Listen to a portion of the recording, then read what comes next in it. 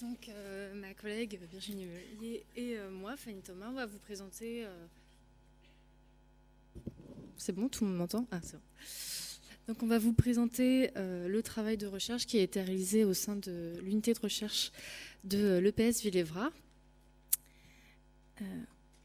qui du coup se situe dans le département du 93 à Neuilly-sur-Marne. Donc je vais passer rapidement parce que ça a déjà été expliqué. Donc c'est un projet qui a été en collaboration avec l'ARS, l'APSIS, la mission métropolitaine et notamment Emmanuel Meunier et Villévrard. Donc le programme Mission Papillagou, c'est un programme de développement des compétences psychosociales qui était pour développer ces compétences chez les jeunes collégiens. Ces compétences peuvent se subdiviser en 3 catégories. Donc, les compétences sociales qui interviennent lors des échanges interpersonnels, les compétences émotionnelles comme l'empathie et les compétences cognitives comme la prise de décision. Ces compétences psychosociales vont contribuer au bien-être et au comportement qui vont favoriser une bonne santé, à la fois sur le plan physique et mental, et vont contribuer à une bonne estime de soi, comme ça a été dit précédemment par le docteur Pilar Sergio, qui constitue donc un facteur de protection des conduites à risque. Dans la littérature, on peut retrouver une association entre l'estime de soi, et notamment une faible estime de soi, et des comportements agressifs, antisociaux, chez des jeunes collégiens âgés de 11 à 13 ans, mais aussi avec l'expérience de consommation de substances psychoactives, et notamment le tabac. Donc, le développement et surtout le renforcement de ces compétences psychosociales pourrait réduire les comportements, les conduites à risque chez les enfants et contribuerait à une amélioration de la santé d'un point de vue global et du bien-être. Donc, en collaboration étroite avec les membres de l'APSIS et Monsieur Meunier, on a établi un protocole de recherche pour évaluer ce programme Papillagou en milieu scolaire chez des collégiens scolarisés dans le département de Seine-Saint-Denis. Donc, l'objectif principal de cette étude, c'était d'évaluer l'impact de ce programme sur l'estime de soi des enfants et sur le bien-être et les conduites à risque. Donc l'étude a été menée, le recueil des données auprès des enfants a été mené de novembre 2015 à juin 2016 sur 520 enfants qui étaient scolarisés en 6e et en 5e, répartis sur 22 classes issues de 4 collèges du département de Seine-Saint-Denis. Donc pour la ville de Stein, c'était les collèges Pablo Neruda et Barbara. Et pour la ville d'Épinay, les collèges Évariste Galois et Jean Vigo étaient volontaires pour participer à cette étude. Donc nous avons réalisé une étude de type cas témoin, c'est-à-dire que nous avons comparé 2 groupes de collégiens, un groupe ayant bénéficié du programme Papillagou et un groupe contrôle témoin qui n'en a pas bénéficié. Même si le groupe contrôle n'avait pas bénéficié de l'intervention Papillagou sur cette année 2015-2016, on leur proposait, pas nous, mais l'APSIS leur proposait néanmoins une intervention sur l'année suivante. Donc le groupe Papillagou était constitué de 9 classes de 6e et de 8 classes de 5e, et le groupe contrôle de 3 classes de 6e et de 2 classes de 5e. Pour les 2 groupes, donc Papillagou et contrôle, 2 évaluations ont été faites.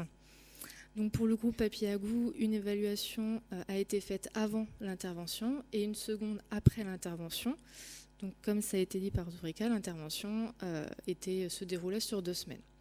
Pour le groupe contrôle, on a suivi le même pattern avec un temps entre les deux évaluations qui était similaire au groupe Papillagou.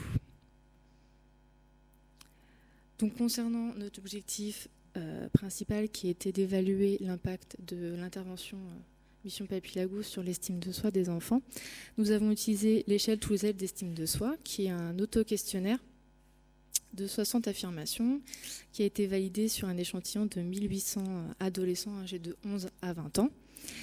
Cette échelle nous permettait d'avoir un score de l'estime de soi globale, mais aussi 5 sous-scores de l'estime de soi sur du coup l'estime de soi émotionnelle qui représente les relations le contrôle des émotions et de l'impulsivité. Le soi social qui représente toutes les interactions interpersonnelles. Le soi scolaire, donc là c'est les représentations du comportement à l'école, mais aussi des performances scolaires, donc les notes. Le soi physique, donc ça fait référence à la représentation du corps vis-à-vis de soi, mais aussi vis-à-vis d'autrui. Donc ça fait aussi appel au désir de plaire. Et le soi futur, donc là c'est les représentations de soi dans l'avenir. Donc, on a également évalué le bien-être. Donc pour ça, nous avons utilisé une EVA, donc une échelle visuelle analogique. Donc on demandait aux enfants d'indiquer par un trait, donc sur la ligne droite que vous pouvez voir en bas, d'indiquer par un trait leur niveau de bien-être, allant de « je me sens très mal » à « je me sens très bien ».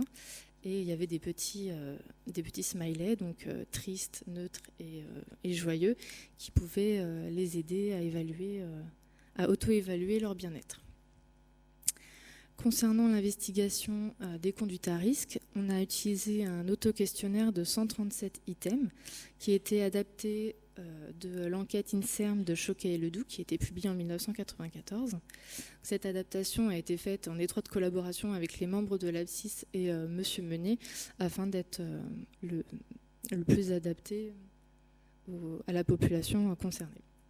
Donc, ces items étaient répartis en 6 sections, s'intéressant à la situation sociale et scolaire des enfants, à leurs relations interpersonnelles, donc avec la famille, les amis et aussi le personnel des établissements scolaires, à la santé physique et mentale des enfants et aussi au comportement à risque, donc là les consommations de substances psychoactives comme le tabac, le cannabis, l'alcool, mais aussi du coup la chicha et la vaporette, donc la cigarette électronique. On s'est aussi intéressé au comportement violent, à la fois physique et plus psychologique, donc les bagarres, les insultes, le harcèlement. Et enfin, on s'est aussi intéressé à leurs loisirs et à leur opinion sur différentes thématiques qui étaient abordées, ou en tout cas susceptibles d'être abordées lors de l'intervention Papy-Lagous avec les membres de l'ABSIS. Donc un exemple d'opinion, c'était leur opinion sur les relations filles-garçons. Donc une fois que nous avons recueilli les données des cahiers d'évaluation, on a saisi ces données dans une base de données sous Excel pour réaliser des analyses statistiques avec le logiciel SPSS. 2 approches ont été réalisées. Une première analyse sur l'ensemble des élèves inclus dans l'étude. Donc là, on a fait une analyse avant-après Papy-Lagous entre le groupe Papy-Lagous et le groupe contrôle. Et une analyse qui portait sur les élèves les plus fragiles. Dernier point méthodologique, c'est la considération déontologique.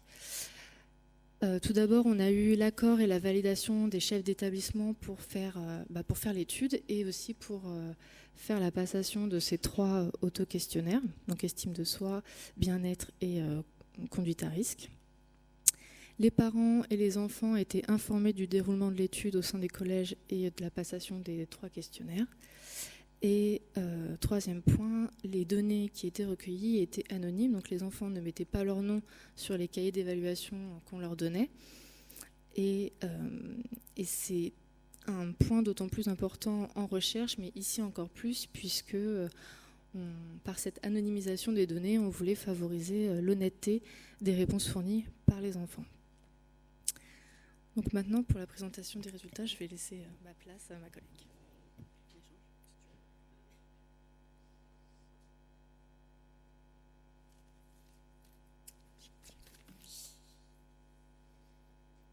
Alors, je vais mettre fin à un suspense insoutenable sur les résultats de ce travail.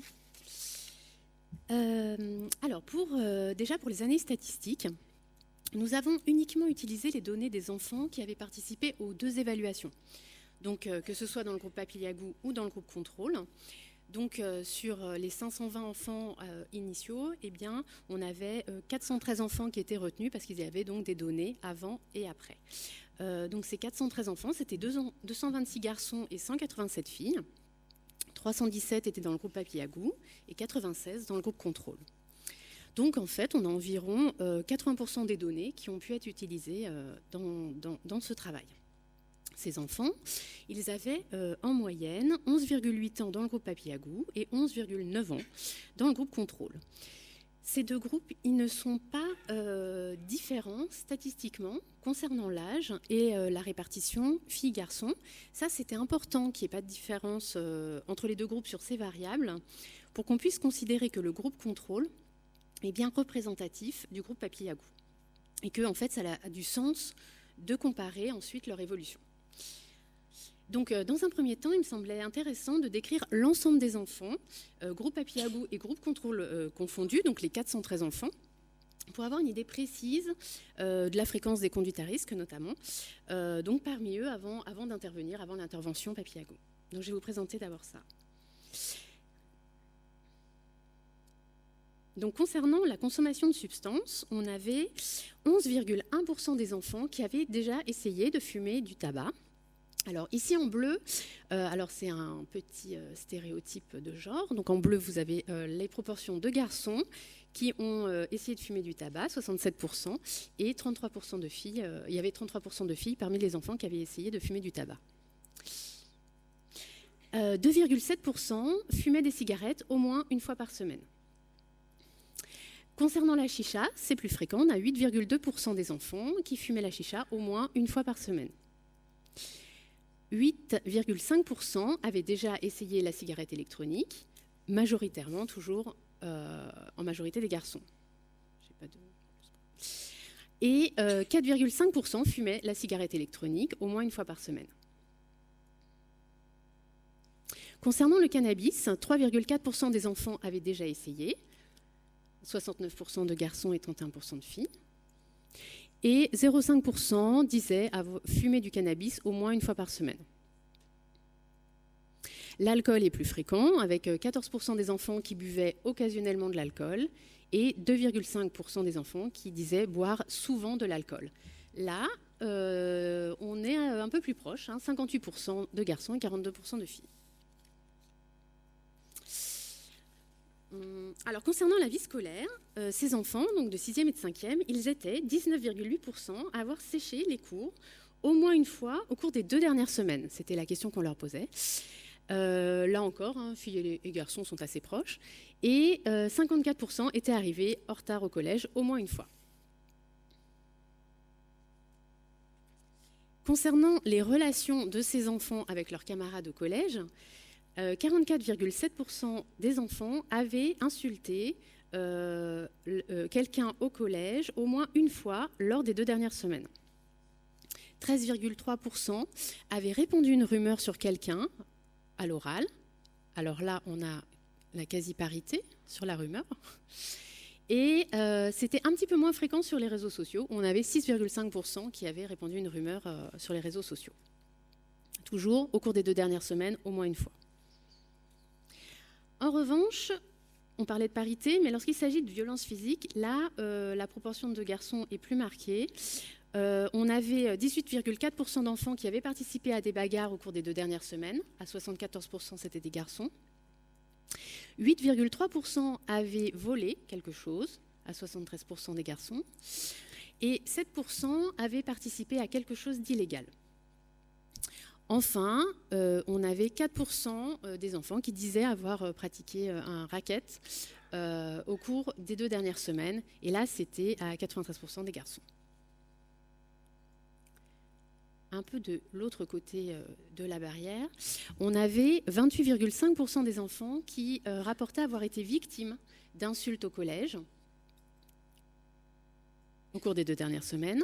6,3% avaient été agressés au collège. 8,8% avaient été volés au cours des 2 dernières semaines. Et enfin, 4,8% avaient été rackettés. Et là encore, là, concernant le racket, ça concerne vraiment très majoritairement des garçons. Alors maintenant qu'on a vu, qu'on a une vue d'ensemble de ce groupe de collégiens de 6e et 5e, on va regarder comment le groupe qui a bénéficié de Papillagou va évoluer par rapport au groupe contrôle. Donc on va d'abord s'intéresser à l'estime de soi. Donc l'étude, elle a montré une augmentation significative du score total d'estime de soi dans le groupe Papillagou par rapport au groupe contrôle. Donc là, je vous rapporte les statistiques qui ont été effectuées. Donc là, en fait, ce que je vais appeler dans les diapositives suivantes le petit p, c'est le degré de significativité. Ça, c'est une valeur statistique qui va montrer à quel point, enfin, on peut dire ça, la différence est importante. Plus ce chiffre est petit, plus la différence est importante. Donc une différence significative pour le score total d'estime de soi, et cet effet positif du programme, on le retrouvait aussi sur le soi physique. Comme l'a présenté Fanny Thomas, c'est la représentation de l'apparence corporelle, des aptitudes physiques, le désir de plaire. On retrouvait aussi cet effet là-dessus, l'effet de Papillagou sur le soi physique, et dans une moindre mesure sur le soi scolaire, donc toutes les représentations, comportements et performances dans le cadre scolaire. Là, il s'agit d'une tendance statistique, mais qui est quand même intéressante. Donc ensuite, concernant cette question de l'estime de soi, donc, on a voulu séparer les enfants du groupe Papillagou en 3 sous-groupes, en fonction de l'estime de soi qu'ils avaient lors de la première auto-évaluation. Donc en fait, le groupe ici, donc on les a séparés, le groupe entier a été séparé en 3 sous-groupes. Le groupe en bas, ici, était constitué des enfants qui avaient la plus basse estime de soi. En fait, c'est le tiers inférieur, ceux qui ont l'estime de soi la plus basse. Ensuite, on a constitué un groupe d'enfants qui avaient une estime de soi dans la moyenne, et un groupe d'enfants avec une estime de soi supérieure, le tiers supérieur. Et on s'est demandé comment allait évoluer l'estime de soi de ces enfants après le programme. Donc les enfants avec la plus basse estime de soi avant le programme présentaient une augmentation de l'estime de soi.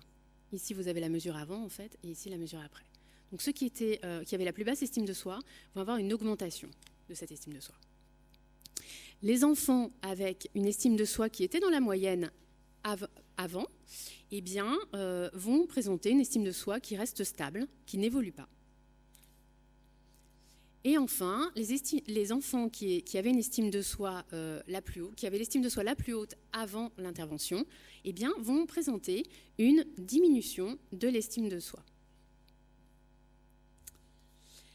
Alors finalement, ce résultat, il nous donne l'impression que Papillagou a instauré une dynamique de groupe favorable dans la classe, que les estimes de soi des enfants en fait, semblent avoir convergé, elles semblent s'être rééquilibrées avec moins d'extrêmes, et cette convergence des estimes de soi, elle peut peut-être expliquer les effets bénéfiques de Papillagou qui a été retrouvé classiquement sur le climat de la classe lorsque l'abscisse intervenait. Donc ensuite, nous avons également étudié l'impact du programme sur le bien-être des enfants. Donc c'était évalué grâce à l'échelle visuelle analogique avec les petits sourires. Et là, on va avoir comme résultat, donc là vous avez, ici en rouge, après Papillagou, on voit que 43,5% des enfants présentaient une amélioration du bien-être contre 33,3% des enfants dans le groupe témoin, ici en rose. Donc on avait une amélioration significative du bien-être après Papillagou chez les enfants.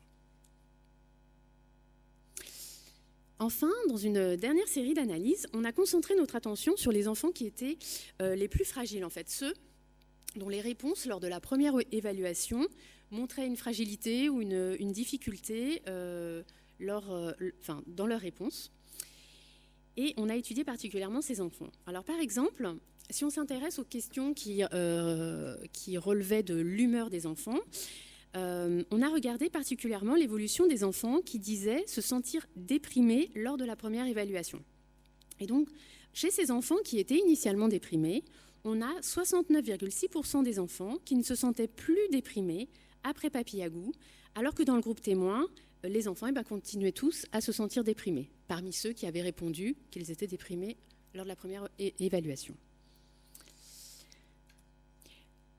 Et également dans la même dimension qui concerne l'humeur, 73,5% des élèves ont repris espoir en pensant à l'avenir après Papillagou, contre 28,6% dans le groupe contrôle.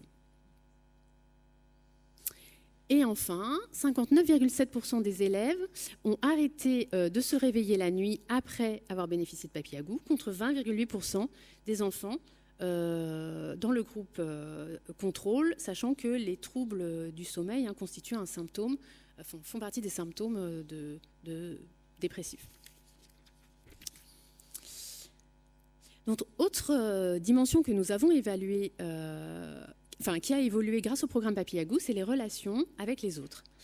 On a 79,5% des élèves qui vont faire davantage confiance aux autres après Papillagou, contre 28,6% dans le groupe contrôle. 31,9% des enfants ont de meilleurs échanges avec les adultes aussi, en particulier l'entraîneur de sport ou l'animateur, après le programme. Et 65,4% des enfants pensent que, en fait, les filles et les garçons peuvent être camarades après Papillagou, contre 22,2% chez le groupe témoin.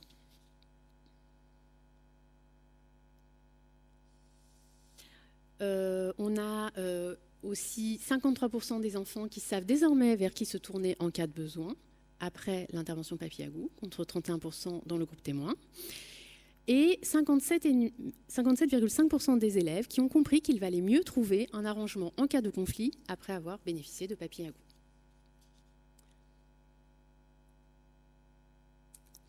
Enfin, concernant les conduites à risque, on a 55,2% des enfants qui n'envisagent plus de fumer la cigarette électronique après Papillagou, contre 11,1% dans le groupe témoin.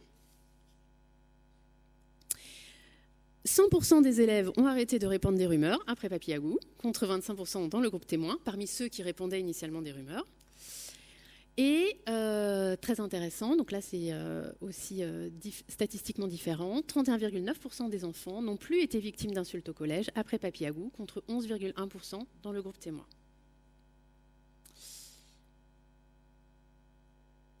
Donc, en conclusion, le programme de prévention Papillagou, il semble efficace pour développer les compétences psychosociales des collégiens.